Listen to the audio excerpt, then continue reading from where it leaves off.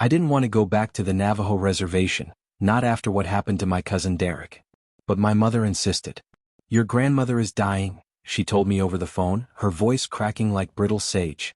"She wants to see you one last time." It had been nearly 15 years since I left Tuba City. I'd traded the dry red dust roads for the wet alleys of Portland, and I never looked back.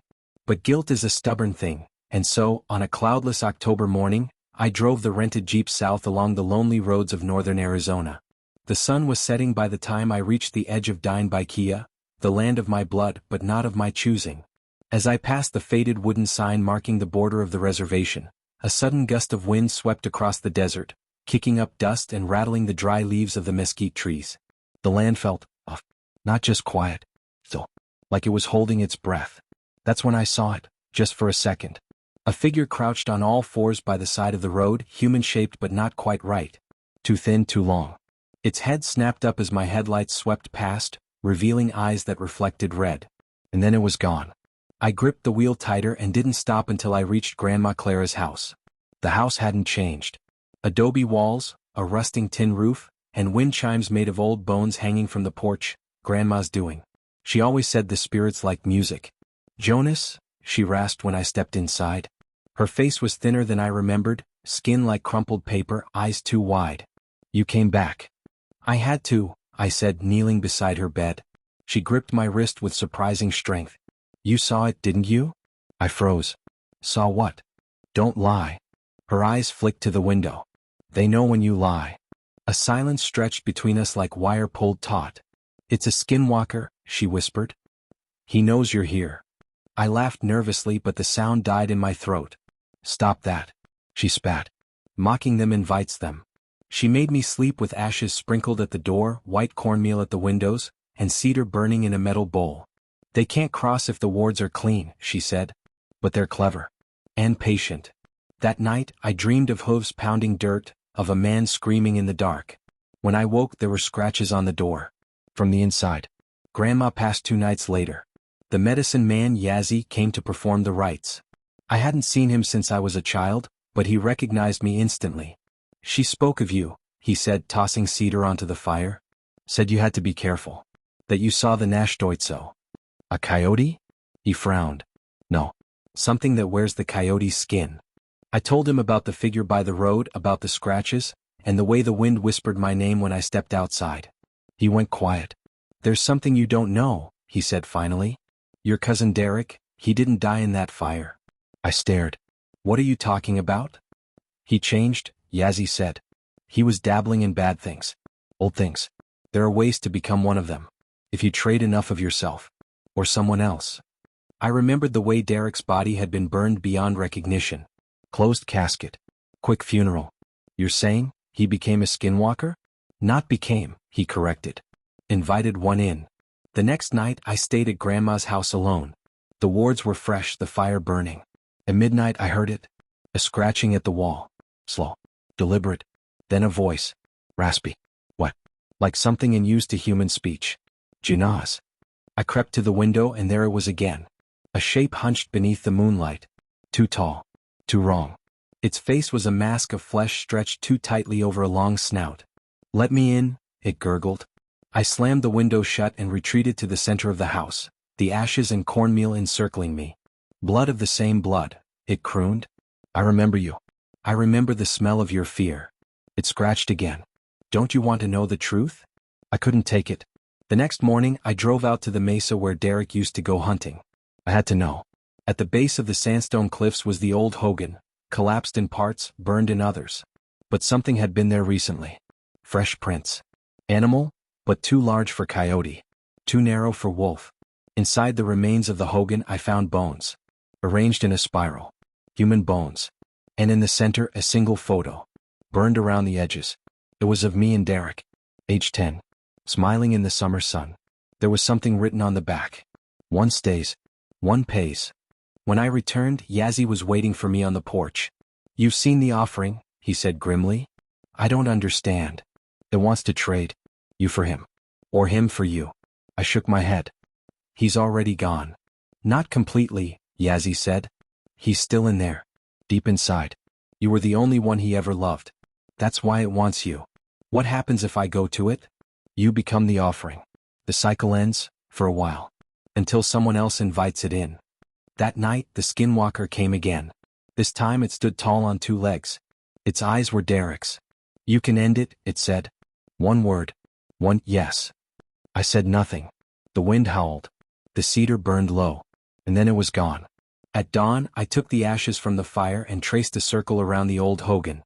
Yazzie helped me pour salt, cornmeal and crushed turquoise, the strongest wards we had left. Inside we waited. The Skinwalker came with the moon, shrieking and snarling, throwing its twisted limbs against the invisible wall. His voice changed, childlike then monstrous. Please, it whispered. Let me go. But we did not answer. Yazzie began to chant. The wind howled louder. The fire burned blue. The creature writhed, caught in the circle. And for one moment, just one, I saw Derek's face again. Human. Scare. Jonas, he cried. Help me.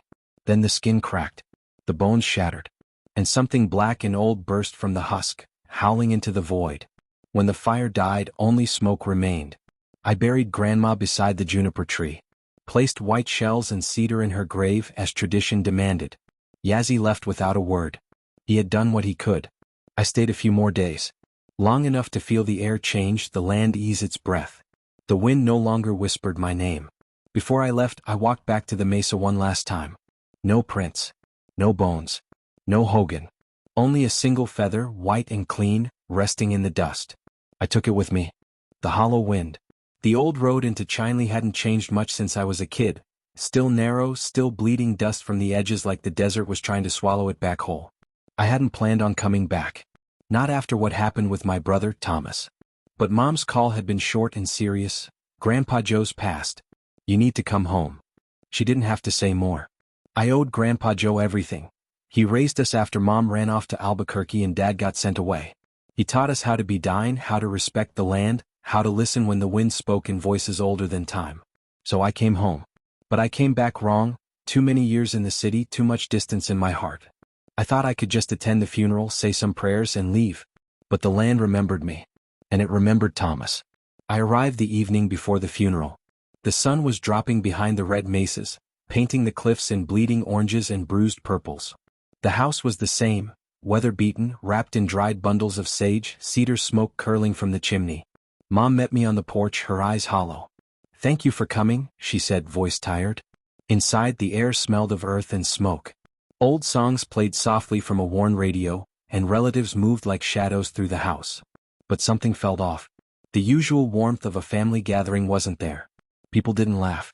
They didn't meet my eyes. Later, after everyone had settled, I stepped outside. The wind had picked up, dry and biting. The stars glittered cold above the desert like shards of broken glass. That's when I heard it. Footsteps in the sand, slow and crunching.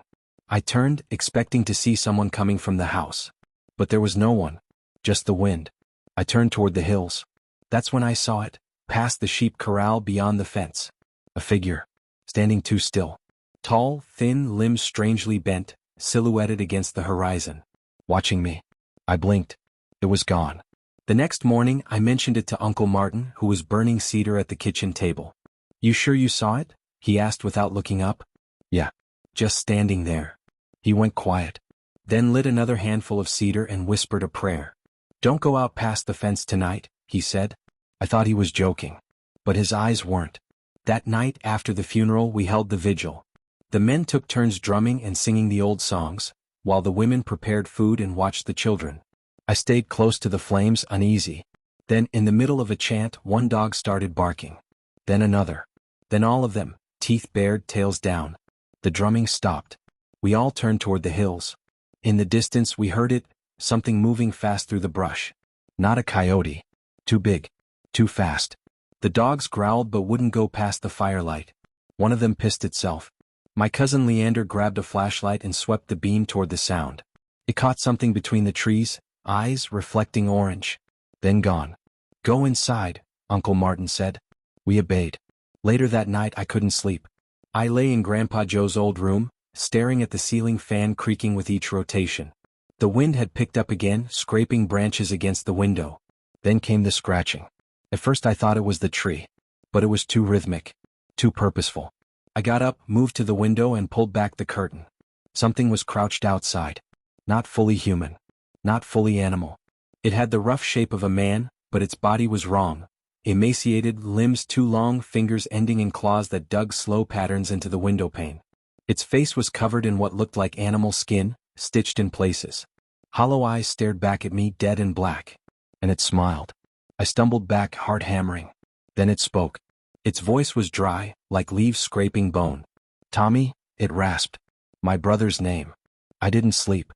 I stayed in the center of the room, clenching a pocket knife, watching the window until dawn. At breakfast I told Mom. She paled. Uncle Martin just nodded. I knew this would happen, he said. He returned with a small leather pouch. Cedar, cornmeal, ash. Keep it on you.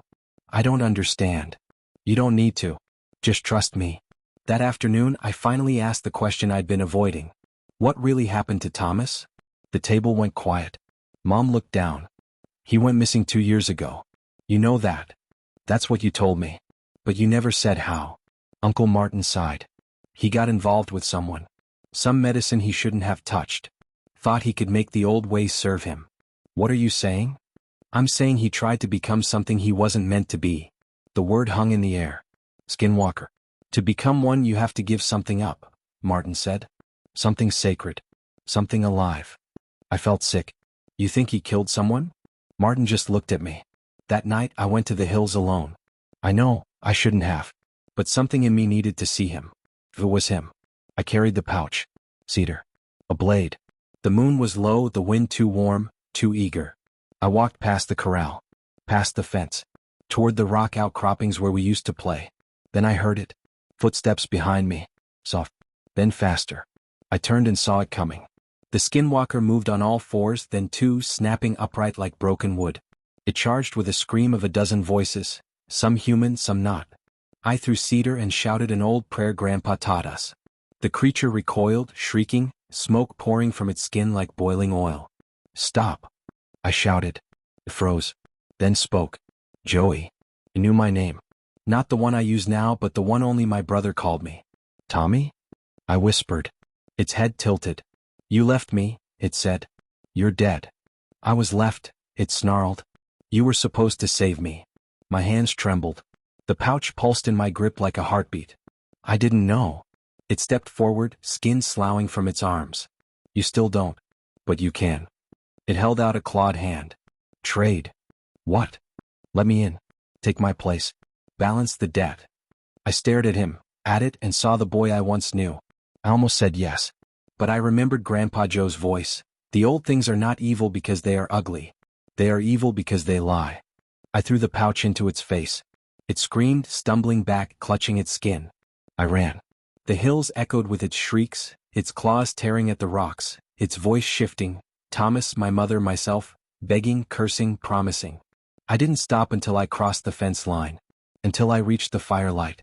It couldn't follow. But it watched. From the shadows, it crouched just beyond the cedar smoke. Uncle Martin saw it too. He nodded and began singing, an older, deeper song. The others joined him. At dawn it was gone. But the land didn't forget. I left the next day, but I didn't feel like I'd escaped. Sometimes when I pass a mirror I see him, Thomas, behind me. His reflection where mine should be. His voice in my dreams. Trade, he whispers. Sometimes I almost say yes. But I remember the desert. And I remember the wind. And I keep walking. Hollow pines. I hadn't been back to the family cabin in 10 years. Not since Dad vanished. Everyone said he got drunk and wandered into the forest like so many others had. But I never believed that. Not once. Because I saw what he saw, the night before he disappeared. He was sitting on the porch, carving cedar, hands shaking, sweat dripping from his brow despite the October chill. He kept glancing at the tree-line like something was watching. That's when he said it, his voice a whisper so soft I barely caught it. They wear the skin of the ones they kill. I was 13. I didn't understand. But I remembered. And I remembered the scream that woke me just before dawn. I ran outside barefoot, heart hammering. The carving knife was lying on the porch. But he was gone. No blood. No trail. Just the woods. Now, 10 years later, I was driving up that same winding road into the hollow, gravel crunching under my tires, fog curling low across the trees like smoke. My cousin Clay had called me 2 days earlier. He was a game warden now, working the same stretch of forest. They found something, he'd said. In a cave near the ridgeline. Close. A watch. Looked like Uncle Dave's. That. I couldn't ignore that. The cabin looked smaller than I remembered. The paint had faded, the roof sagged a little, and the porch was half swallowed by leaves. But it was still standing. Still waiting.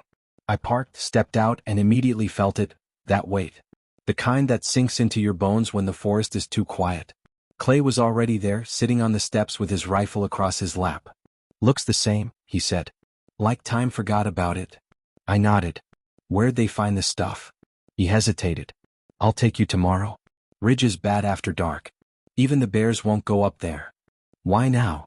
I asked. After all this time? Clay just stared into the trees. Because something wants you here. We didn't talk much after that. Just lit a fire, cooked canned chili, and sat in silence while the wind hissed through the trees. Around midnight the owls stopped calling. The fire cracked and Clay went still. You hear that? He whispered. I held my breath. At first nothing. Then snap. A branch breaking. Too heavy for a raccoon. Too slow for a deer. Clay stood, rifle raised. Back inside. We moved fast. Shut the door. Locked it. The footsteps circled the cabin, crunching leaves, brushing the siding. Then silence. Then came the knock. 3 times. Knuckles on wood. But it didn't come from the door. It came from the window. We turned in unison. The curtain fluttered, and for a heartbeat I saw it, an outline against the glass. Human-shaped. But not right. Too tall. Arms too long. Head tilted at a crooked angle. Then it was gone. Clay didn't sleep. He stayed by the door, rifle in hand. I tried, but the sound of breathing outside kept me awake. Slow, steady, and not ours. Morning came like a blessing. The fog burned off and the air warmed. Clay made coffee, but neither of us touched it. You still want to go? He asked. I nodded. We packed light, just water, flashlights, a knife for me, rifle for him. Clay led the way up the old logging path, boots crunching in the brittle leaves. The forest felt older than I remembered. Trees twisted like they'd grown in pain. No birds. No wind.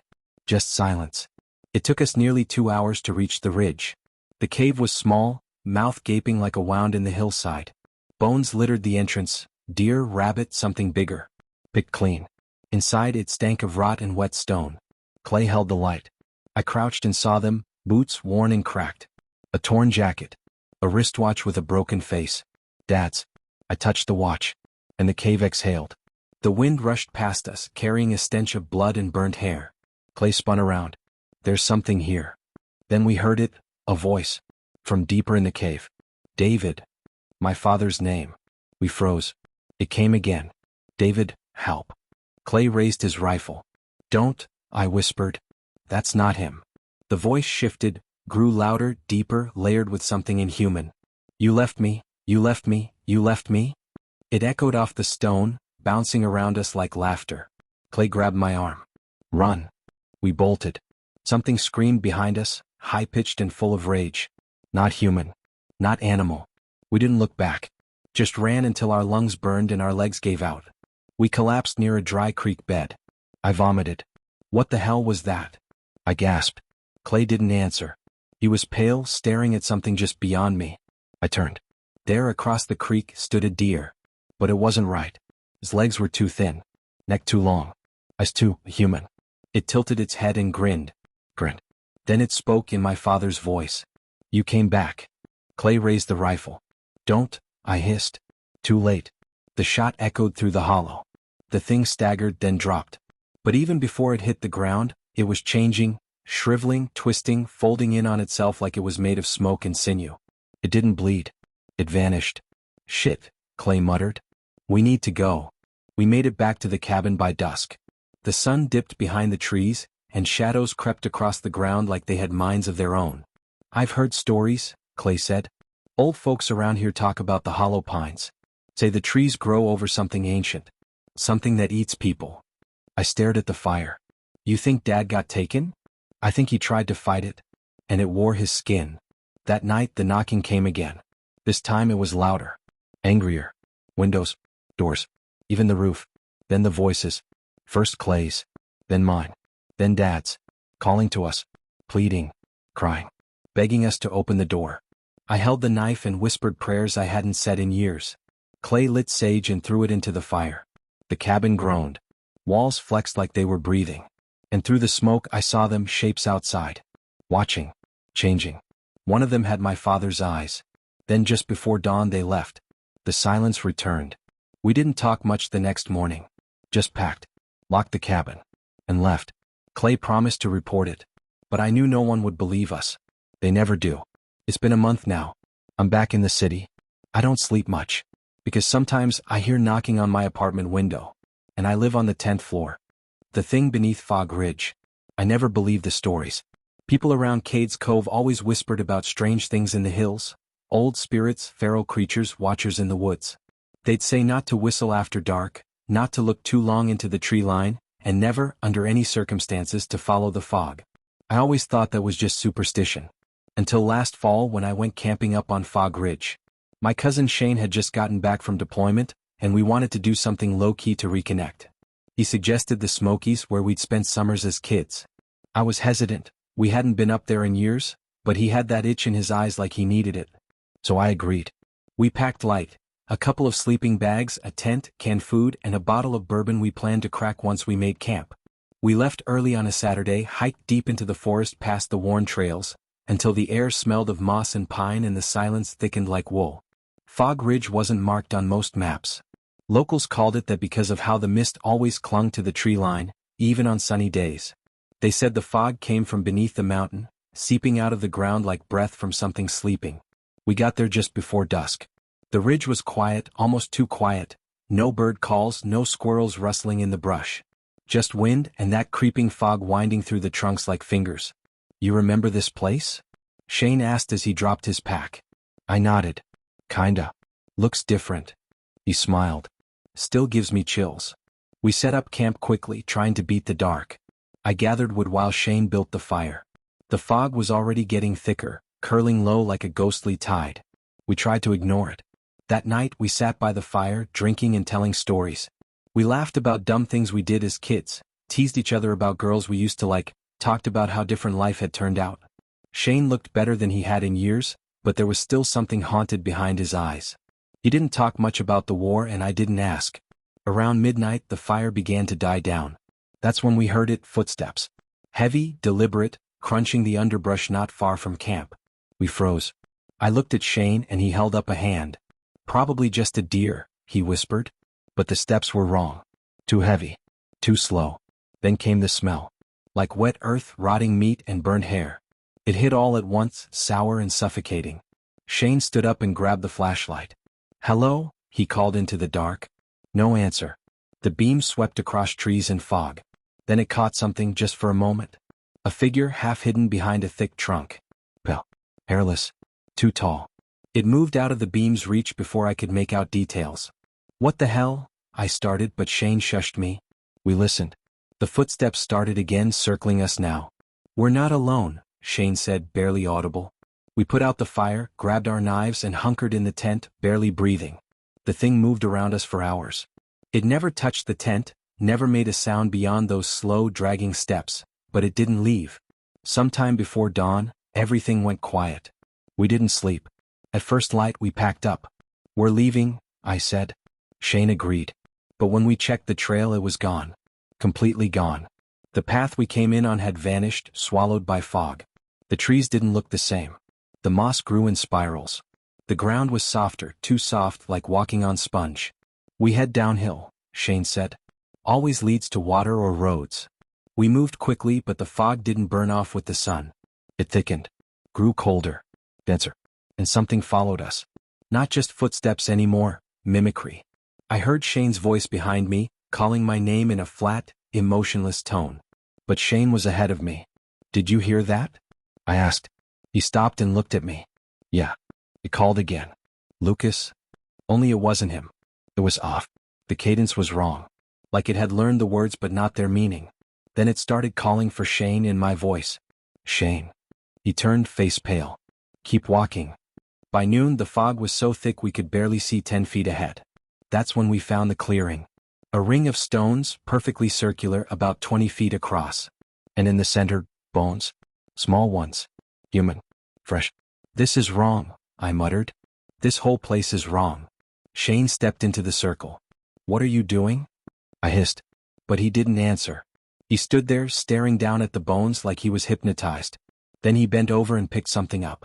A necklace. A leather cord with an old military tag on it. His name. Shane staggered back, eyes wide. I never took this camping. Something cracked behind us, wood splitting. A low growl, almost mechanical, echoed through the trees. We ran. Branches tore at our arms, the fog thick as smoke. I don't know how long we sprinted. Minutes? Hours? Time didn't seem to matter anymore. The sun never moved. At some point we tripped and collapsed in a dry creek bed. We didn't speak. Just lay there, shaking, trying to listen through the pounding in our ears. The thing came back that night. We had built another small fire. It wasn't much, but it was light, and that felt like safety. Around midnight, it stepped into the edge of the glow. I'll never forget what I saw. It was wearing Shane's face. Not perfectly. Like someone had stretched it over a skull too big, too sharp. The mouth was too wide. The eyes too dark. But it was him. It moved like a marionette, jerky, twitching, broken. Lucas, it said in Shane's voice. Shane stood up. Don't answer it, he whispered. I didn't. It took another step forward. Claws glinting in the firelight. Come home. It stretched its arms wide, smiling with a mouth full of too many teeth. Shane grabbed the bourbon, smashed the bottle, and hurled it into the fire. The flames exploded. The thing screamed, a horrible layered sound. Not just human. Not just animal. Both. And more. It vanished into the fog. We ran again. Eventually we found an old hunting shack. Rotting wood, one door, a broken window. But it had a lock. We barred the door and waited out the night. It circled us until dawn, whispering. Sometimes in Shane's voice. Sometimes in mine. And once in our mother's. It knew everything. Memories. Voices. Secrets. It was memory wearing it like a coat. In the morning the fog was gone. So was the trail. But we found a dirt road. A ranger picked us up a few miles down. He asked if we were okay. We lied. I never told anyone what happened. Not fully. Shane doesn't talk much anymore. He stays in a cabin near the Virginia line, close to people but not too close. Sometimes when I call him he hesitates before answering. Like he's not sure it's really me. And sometimes I dream about the fog. It pours through the keyholes. It brings voices. And something wearing my face stands at the foot of my bed. Smiling.